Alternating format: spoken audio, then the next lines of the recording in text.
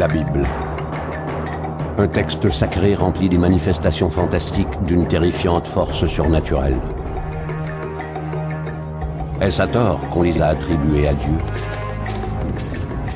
Il s'agissait peut-être de phénomènes extraterrestres.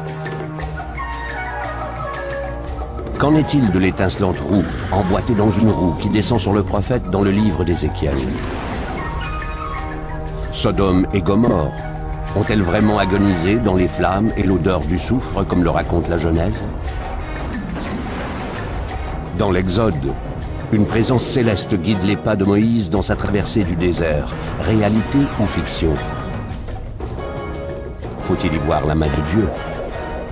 Ou au contraire, faut-il y déceler la présence des ovnis dans la Bible?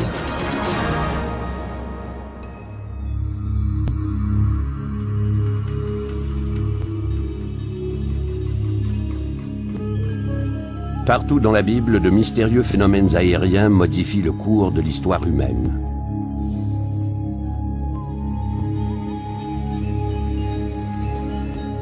Aux yeux des théologiens, ces histoires sont une preuve incontestable de la présence et des œuvres de Dieu. Certains historiens contemporains contestent ces interprétations et y opposent leur théorie des interventions extraterrestres. Les extraterrestres sont peut-être impliqués dans l'évolution humaine depuis des millénaires. Il est même possible qu'ils aient communiqué avec nos ancêtres bibliques. En étudiant la Bible, on découvre de nombreuses manifestations d'ovnis et des comptes rendus de leur contact avec l'humain. Entre autres, le chariot de feu qui a enlevé Élie et l'a emmené dans les cieux. Élie compte parmi les prophètes juifs les plus vénérés de son époque. Les ufologues croient que le récit biblique de sa rencontre avec des chariots de feu est en réalité la description d'une visite extraterrestre.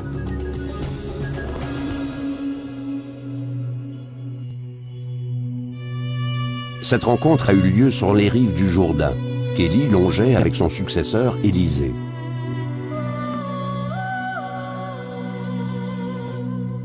Dans le passé, Élie avait contrarié de nombreux chefs religieux et il craignait pour sa vie.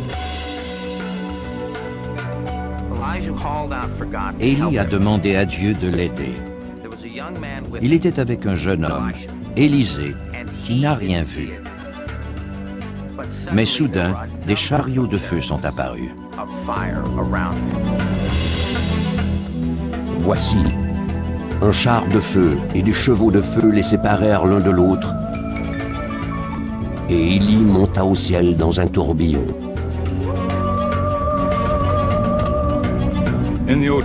Dans l'Ancien Testament, Élie raconte qu'il a été enlevé ou emporté par un chariot de feu ou un véhicule rayonnant d'un feu ardent. Selon ce passage, Élie a été emporté dans les cieux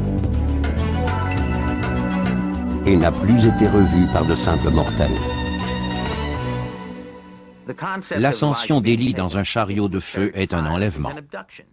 Nous avons tous entendu parler de ces ovnis modernes qui prennent des humains à bord et les emmènent. Je pense que ces rapports contemporains illustrent bien le concept de l'élévation d'Élie dans les cieux.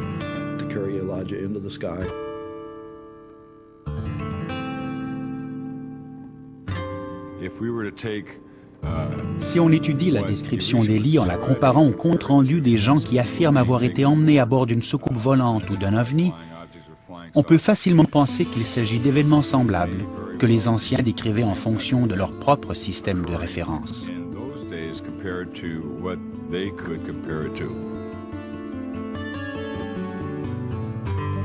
La différence entre un chariot et un ovni est immense pour nous. Pourtant, certains prétendent qu'il s'agit d'une simple question d'interprétation. À l'époque, le chariot était un moyen de transport. C'est probablement le seul mot dont ils disposaient pour décrire un objet mouvant. Ils ont donc décrit un véhicule rayonnant ou lumineux ou qui semblait en feu. C'était sans doute leur seule façon d'expliquer le phénomène de ces véhicules dans les cieux.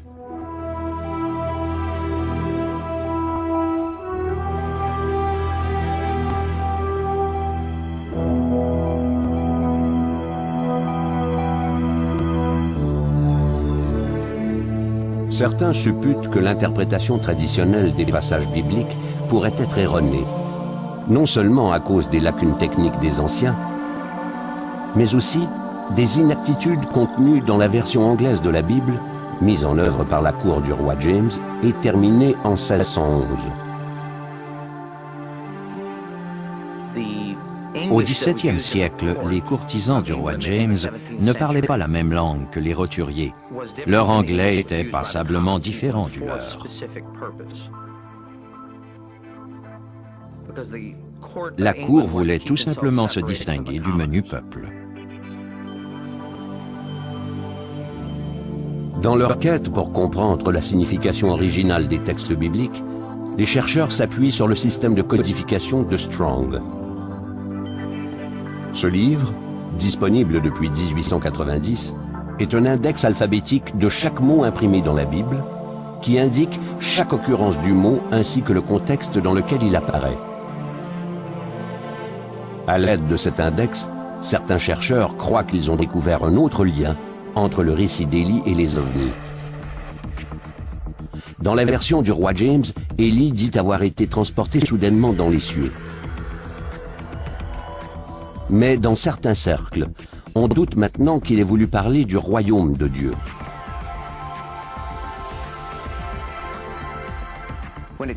À la cour du roi James, le mot « ciel » voulait tout simplement dire « ciel » et non « paradis ». Donc, aux centaines d'endroits où le mot « ciel » est utilisé dans la Bible, on parle du firmament. Il n'y a aucune mention du fait que ce ciel pourrait équivaloir à une sorte de récompense.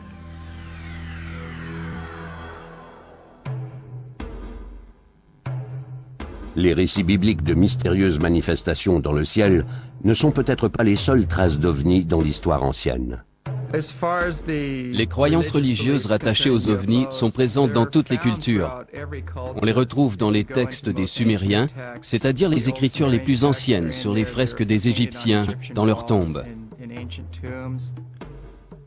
En Orient, les yogis et les lamas les appelaient manas et mentionnaient les chariots des dieux.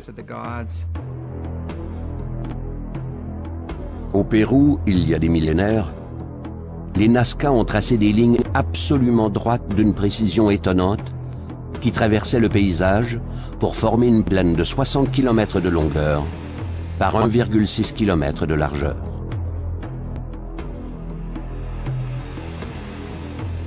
Le plan ressemble à celui d'un aéroport moderne, et certains ufologues se demandent s'il s'agissait de la piste d'atterrissage de véhicules extraterrestres. Les intersections des lignes créent d'énormes formes géométriques et incluent des images d'insectes, de mammifères et d'un humanoïde mystérieux qui pourrait être la représentation d'un homme en combinaison spatiale. On peut les voir à partir du ciel. Il faut se demander si ces lignes n'ont pas été tracées à l'intention d'êtres qui survolaient la Terre et si les tracés de diverses cultures n'étaient pas destinés à attirer l'attention des êtres célestes dont ils connaissaient l'existence.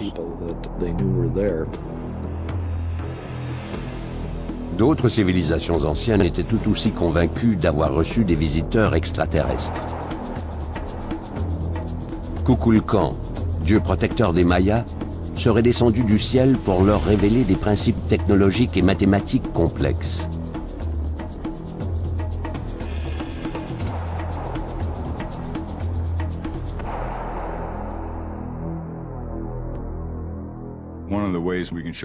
C'est d'autant plus probable qu'on ne peut nier les connaissances mathématiques supérieures des Mayas.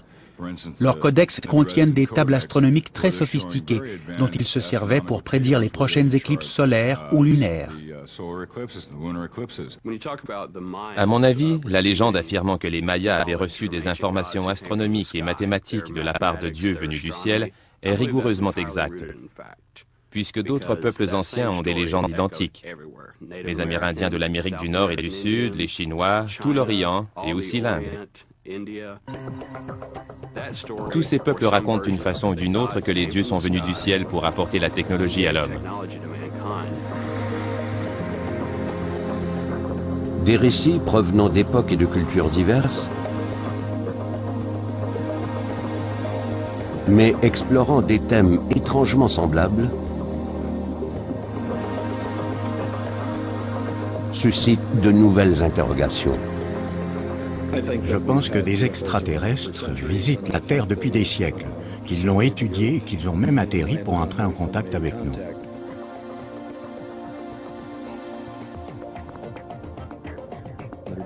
Certains de leurs actes ont certainement eu un impact radical sur l'évolution humaine. La religion élaborée dans la Bible en est un exemple probant.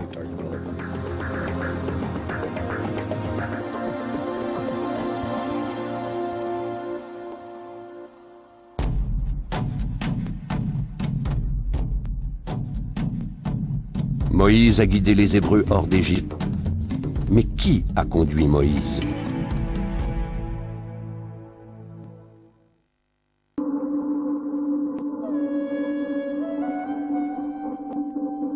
Le grand exode des Juifs hors d'Égypte est un moment crucial du développement de la religion judéo-chrétienne.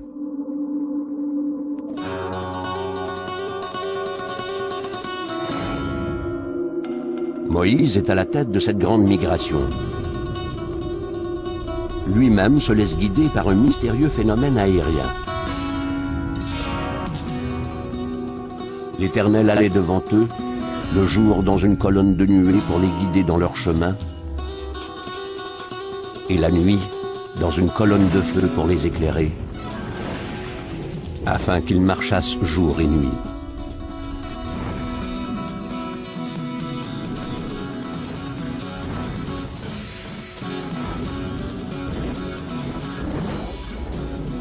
C'est l'élément du récit qui intrigue particulièrement les ufologues modernes. Quel était ce mystérieux protecteur?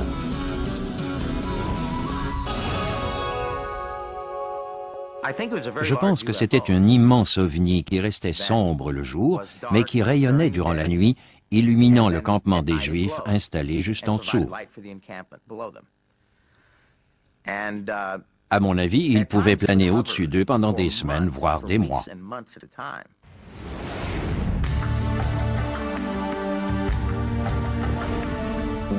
L'Exode était donc guidé par une colonne de nuée le jour et une colonne de feu la nuit. Il s'agit visiblement d'un objet flottant dans le ciel et renfermant une forme de vie intelligente.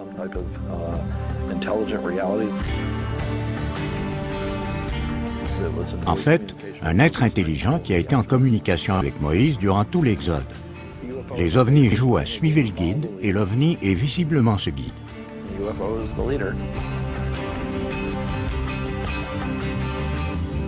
Bien que le Pharaon ait permis l'exode des Juifs, il ne tarde pas à regretter son geste et part à leur poursuite avec des centaines d'hommes et tous les chariots d'Égypte.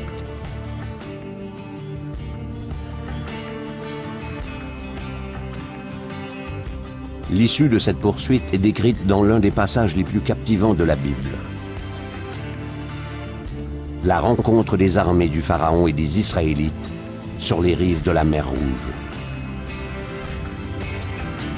L'objet qui planait au-dessus de la mer Rouge est responsable du partage des eaux. Selon la théorie, le système de propulsion de l'engin extraterrestre aurait littéralement écarté les eaux, laissant le passage libre à Moïse et à ses partisans. L'Éternel dit à Moïse, « Étends ta main sur la mer, et les eaux reviendront sur les Égyptiens, sur leurs chars et sur leurs cavaliers. »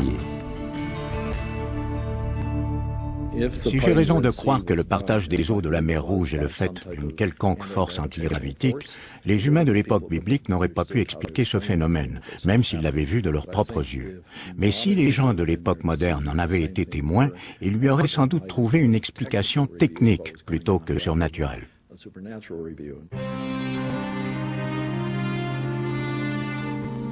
Même s'il a échappé aux Égyptiens, Le peuple d'Israël subit de nombreuses épreuves durant son voyage vers le pays où coule le lait et le miel.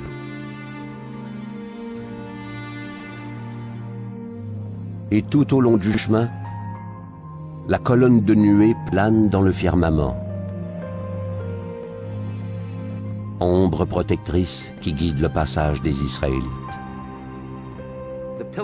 Durant le jour, cette colonne de nuée leur servait littéralement d'auvent. Ils ont traversé une région sauvage où la température pouvait facilement atteindre les 50 degrés Celsius et ils y ont passé 40 ans.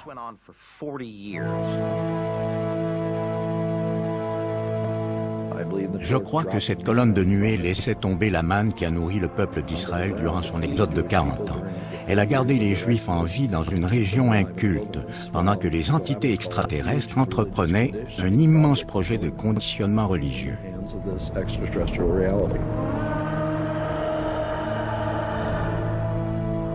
Selon certaines interprétations modernes, l'OVNI ne leur procurait pas que gîte et nourriture. Tandis que les Israélites s'approchaient du mont Sinaï, la colonne de nuée a communiqué avec eux pour la deuxième fois. L'Éternel dit à Moïse, « Sois près de bonne heure, et tu monteras dès le matin sur la montagne de Sinaï. Tu te tiendras là devant moi, sur le sommet de la montagne. » Quand Yahvé atterrit sur la montagne, il a averti les Juifs de ne pas s'en approcher, mais il a permis à Moïse de continuer son chemin. Moïse a gravi la montagne et est apparemment monté à bord du vaisseau qui s'y était posé.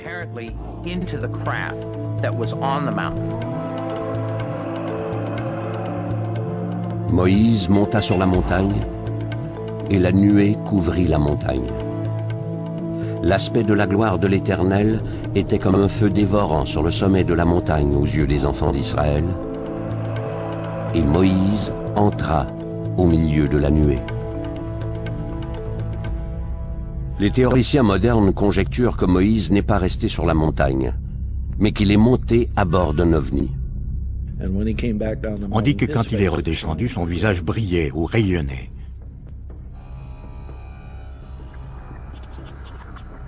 Il semble donc y avoir une sorte de transfert d'énergie entre les réalités humaines et extraterrestres.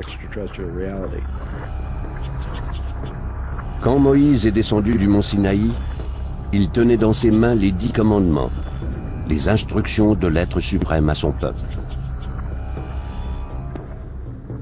Après cela, tous les enfants d'Israël s'approchèrent, et il leur donna tous les ordres qu'il avait reçus de l'Éternel sur la montagne de Sinaï. Si l'énorme colonne céleste était un ovni, et si ses occupants ont établi les bases morales de la société israélite, quelle a été la réaction du peuple? Selon Moïse, l'entité présente dans la colonne de feu et la colonne de nuée n'était nul autre que Yahvé. Yahvé est le nom du Dieu national ou tribal d'Israël.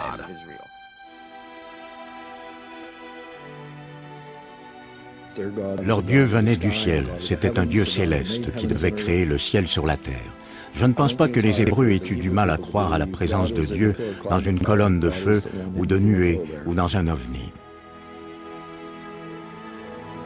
Certains pensent que l'influence des ovnis ne se limite pas à la Bible des Juifs et qu'elle est présente dans la foi chrétienne. Des milliers d'années après l'Exode, le Nouveau Testament décrit la transfiguration de Jésus.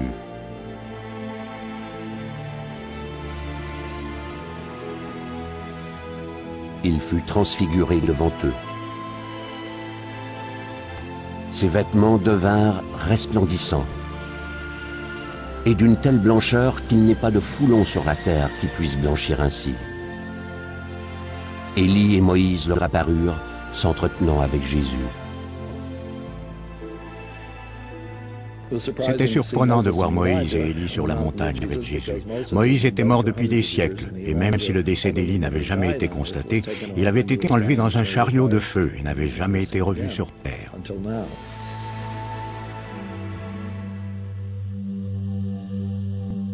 La colonne de nuée qui avait communiqué avec Moïse sur le Sinaï et le chariot de feu d'Élie étaient-ils des manifestations du même phénomène? Et sont-ils responsables de la présence de Moïse et d'Élie à la transfiguration de Jésus? C'est un modèle qui ressemble étrangement au modèle biblique. Un objet étrange apparaît dans le ciel et une voix se fait entendre. Dans l'Exode, on entend une voix issue d'une colonne de nuée s'adresser à Moïse.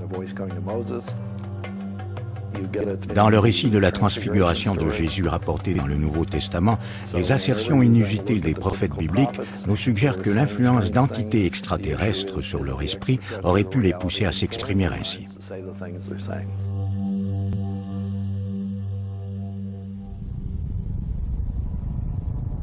Dans quelques instants, la rencontre du troisième type d'un prophète de l'Antiquité.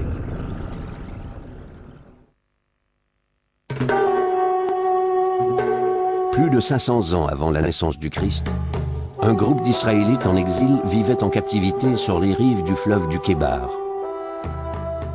Parmi eux se trouvait un juste du nom d'Ézéchiel, destiné à prophétiser la chute de Jérusalem.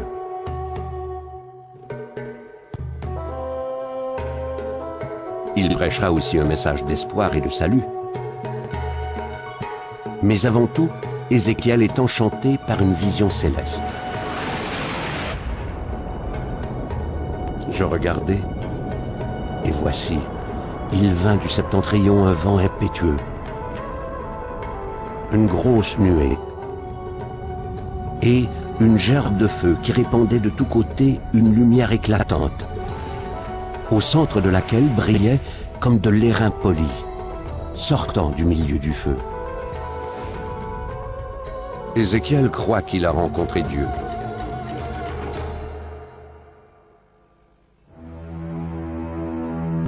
Mais les ufologues s'interrogent.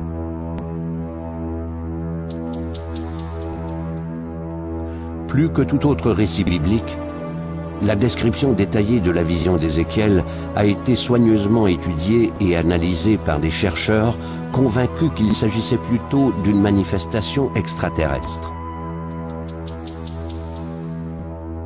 Il y avait une roue sur la terre. À leur aspect et à leur structure, ces roues semblaient être en chrysolite. Ézéchiel décrit un objet métallique volant, tournoyant et rayonnant, qui monte et descend sous ses yeux.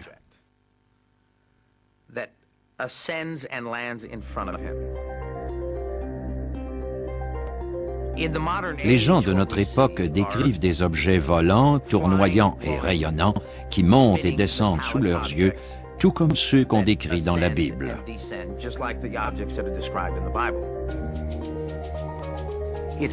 Il n'est pas illogique de conclure que les vaisseaux qu'on aperçoit de nos jours et ceux que décrivait la Bible sont les mêmes.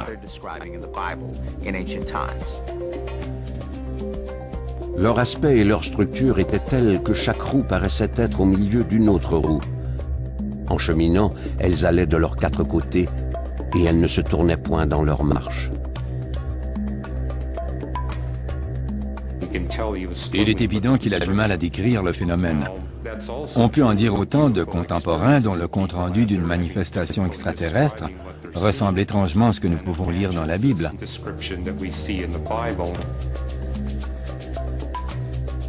Elles avaient une circonférence et une hauteur effrayantes. Et à leur circonférence, les quatre roues étaient remplies d'yeux tout autour.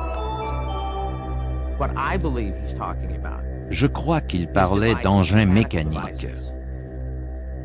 À l'époque, il n'y avait aucune mécanique. La roue était sans doute leur instrument le plus sophistiqué. Quand il a vu ces roues dans le ciel, Ézéchiel a pu croire qu'il observait une manifestation surnaturelle. Mais il s'agissait peut-être simplement de haute technologie. Comment peut-on faire la différence entre le surnaturel et une technologie très avancée? Plus la technologie d'une réalité évolue, plus elle se confond avec le surnaturel. Au centre encore, apparaissaient quatre animaux dont l'aspect avait une ressemblance humaine. Ils allaient où l'esprit les poussait à aller, et les roues s'élevaient avec eux, car l'esprit des animaux était dans les roues.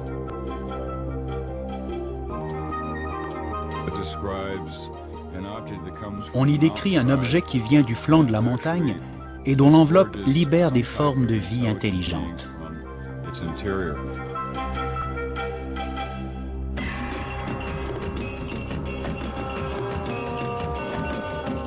Quant à la figure de leur face, ils avaient tous une face d'homme. Tous quatre une face de lion à droite, tous quatre une face de bœuf à gauche, et tous quatre une face d'aigle.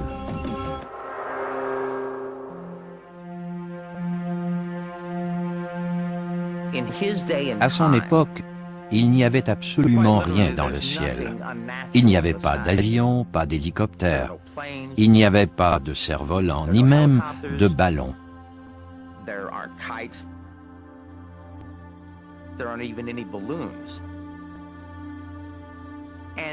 Et à cette époque reculée, rien ne bougeait sans être vivant ou mu par un être vivant. Il a donc fait une analogie avec des créatures vivantes.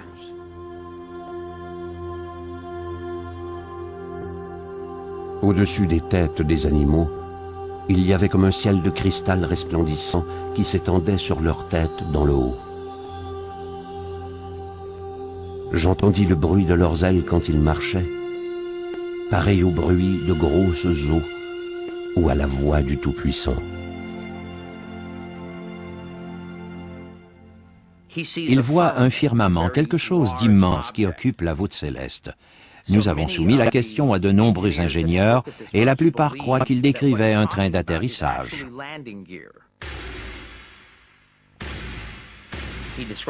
Il signale des lumières échelonnées en hauteur et la présence d'auréoles de lumière étincelantes.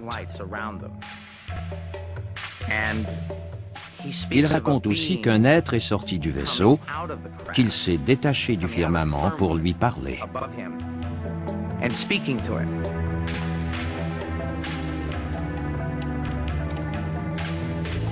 Si ces visiteurs étaient d'origine extraterrestre, pourquoi ont-ils communiqué avec Ézéchiel? Leur première rencontre avec Ézéchiel leur a peut-être permis de prendre le contrôle de son esprit. Ils l'ont ensuite poussé à rédiger cet interminable livre de prophéties au sujet de l'avenir d'Israël et des conséquences politiques et militaires des événements futurs. Il me semble que si on finit par admettre que les phénomènes extraterrestres sont réels, les théologiens devront se pencher sur la question.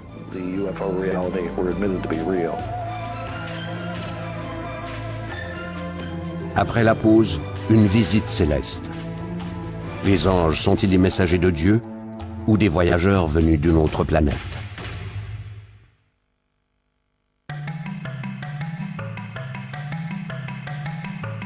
Les anges. Les divins messagers de Dieu. Leurs formes éthérées ornent les arts et l'architecture depuis des millénaires, partout dans le monde. Cités des centaines de fois dans la Bible, les anges ont assisté à de nombreux phénomènes importants de l'histoire ancienne.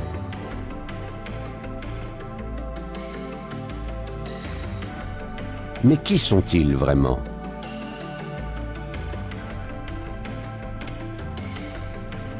Certains ufologues prétendent que les anges étaient en fait des formes de vie extraterrestres.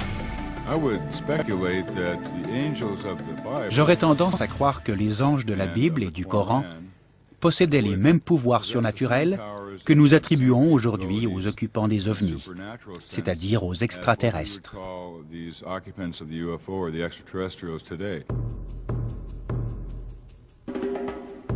Selon la Bible, le patriarche de l'Église catholique, Saint Pierre, aurait été sauvé par un ange au pouvoir mystérieux.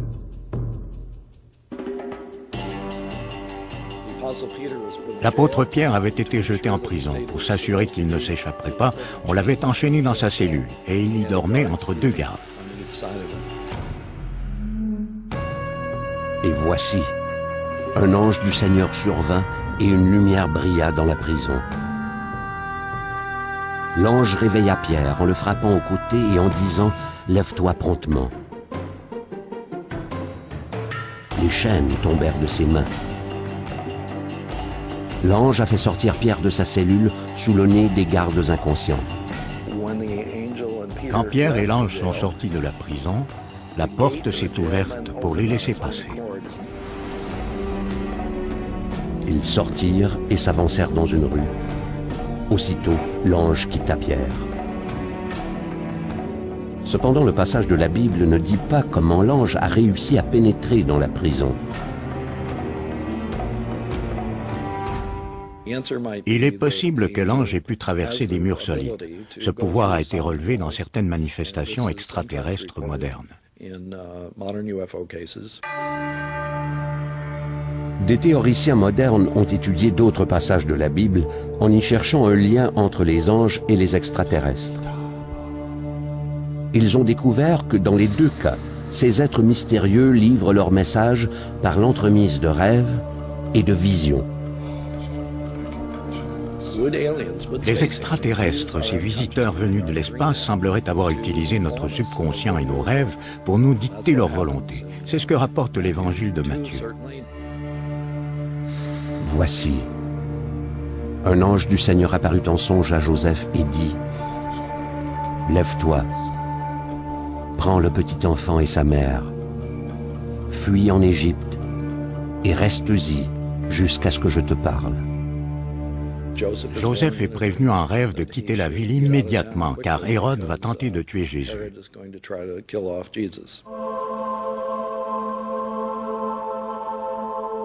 En s'éveillant, Joseph s'empresse d'emmener son fils hors de danger, et la vie de Jésus est épargnée.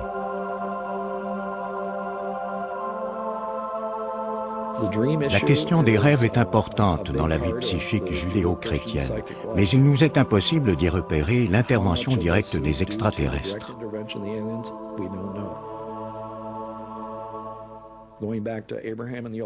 Par exemple, dans l'Ancien Testament, un passage de la Genèse affirme que Dieu a plongé Abraham dans un profond sommeil et qu'il a ainsi pu communiquer avec lui et lui donner ses instructions.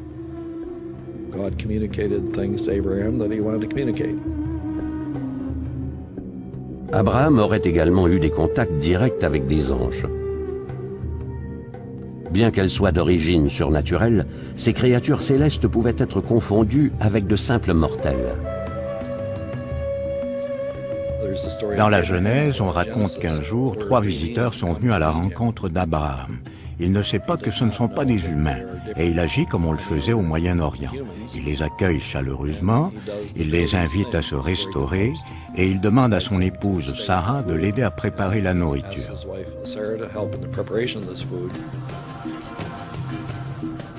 Les visiteurs ont une apparence humaine, mais ils ne tardent pas à démontrer des pouvoirs étranges. Durant la conversation, ils lui ont dit que sa femme Sarah allait concevoir et lui donner un fils. Abraham a beaucoup de mal à les croire.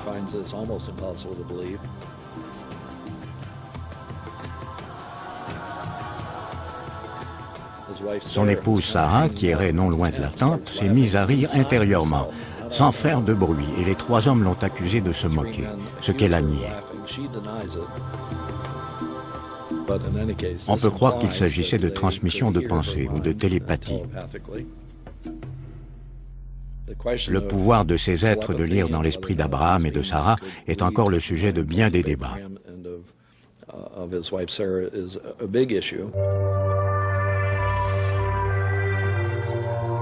La télépathie est un phénomène qu'on associe souvent aux manifestations extraterrestres modernes. Les visiteurs repartent et bientôt Sarah est enceinte. Abraham comprend qu'il a rencontré des émissaires de Dieu.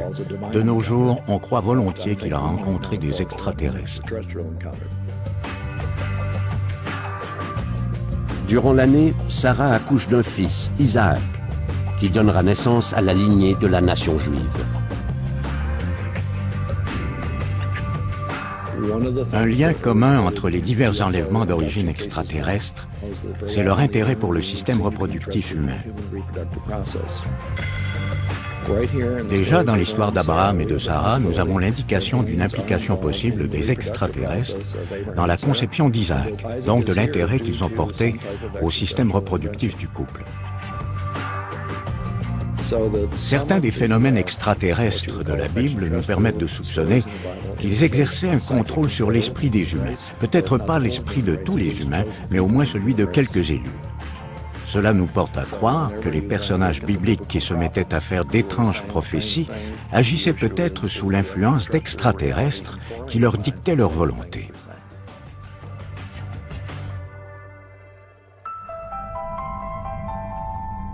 Après la pause, le brasier incandescent qui a détruit Sodome et Gomorrhe est-il imputable à Dieu ou à une intervention extraterrestre?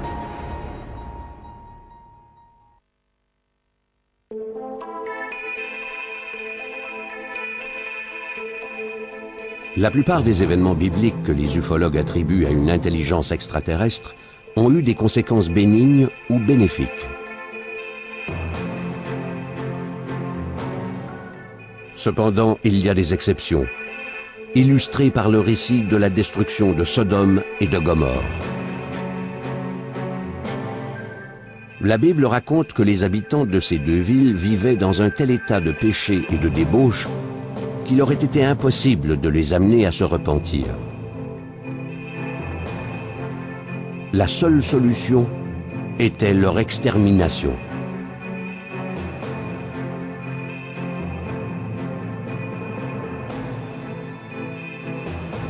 Alors l'Éternel fit pleuvoir du ciel sur Sodome et sur Gomorrhe du soufre et du feu, de par l'Éternel.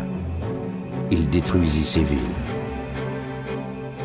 Dans son best-seller, publié en 1968, Les chariots des dieux, Eric Von Daniken nous offre sa propre vision de la destruction de Sodome et Gomorrhe. Le livre d'Eric Von Daniken suggère que Sodome et Gomorrhe ont pu être détruites par des extraterrestres en possession d'armes nucléaires. Il en serait venu à cette conclusion en lisant dans la Bible que les cieux avaient craché sur eux des flammes et du soufre. Les habitants de la Terre ne le prendraient sûrement pas à la légère s'ils apprenaient de sources sûres que les extraterrestres ont détruit des villes entières parce qu'elles leur déplaisaient.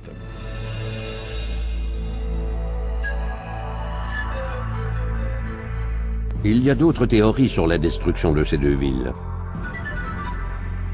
Certains croient que le récit était une sorte d'avertissement mythologique, une leçon transmise de génération en génération pour signaler l'importance de la piété. Dieu a anéanti les citoyens de Sodome et de Gomorrhe, et c'est ce que le texte décrit. Il fit pleuvoir du ciel du soufre et du feu, et il détruisit ces villes. Le texte nous annonce qu'une civilisation humaine dépravée ne peut être sauvée.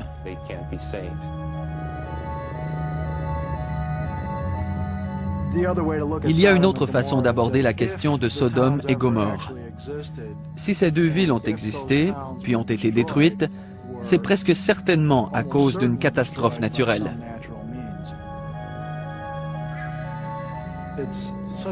Affirmer que l'homme était mauvais et qu'il méritait donc une punition est une métaphore religieuse très classique.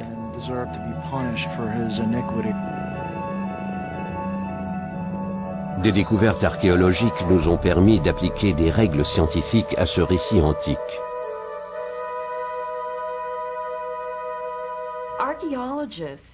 Des archéologues qui étudiaient la plaine sud-est de la mer Morte ont localisé l'emplacement hypothétique des villes de Sodome et de Gomorrhe.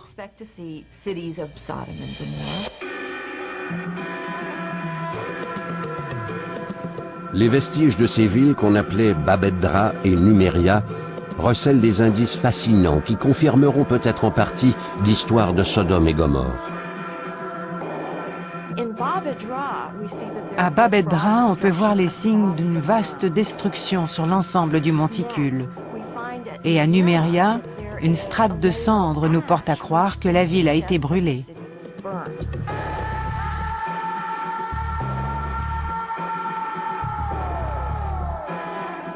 Mais on ne peut pas faire la preuve scientifique des causes de leur destruction.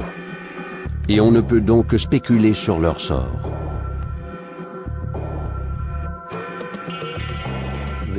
Il faut plutôt se demander si des extraterrestres ont pu s'impliquer dans le développement de la vie humaine au point de se résoudre à détruire des villes ou des populations entières.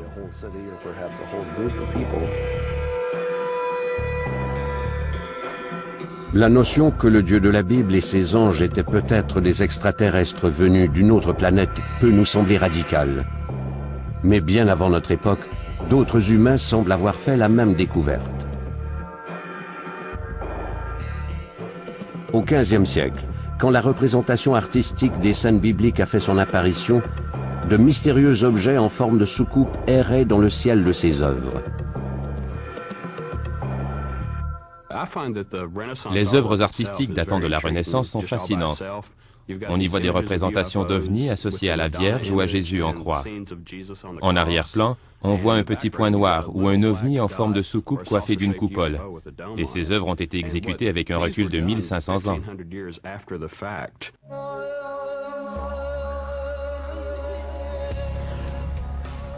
En fait, on emploie la même technique que le test de Rorschach. L'observateur projette ses perceptions sur les tableaux, les dessins et les œuvres artistiques. Il s'agit peut-être de chapeaux, de vaisselle, de soucoupes ou d'autres objets sphériques. Rien ne permet d'affirmer que ce sont des soucoupes volantes.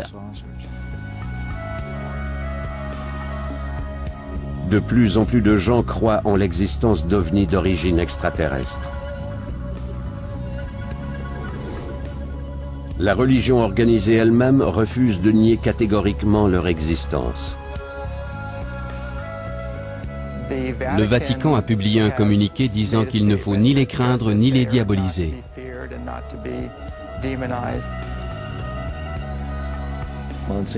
Monseigneur Corrado Balducci, un expert conseil du Vatican, a affirmé plusieurs fois à la télévision italienne qu'il croit que les ovnis existent et qu'ils sont d'origine extraterrestre. Si on arrive à prouver ces théories, quel sera le sort de la religion occidentale? La religion occidentale ne serait plus jamais la même si on arrive à prouver l'existence des extraterrestres. Il faudrait réviser la Bible et aussi notre perception de ces récits, parce que la contribution d'extraterrestres disposant d'une technologie supérieure pourrait nous permettre d'expliquer certains des miracles qu'on y décrit.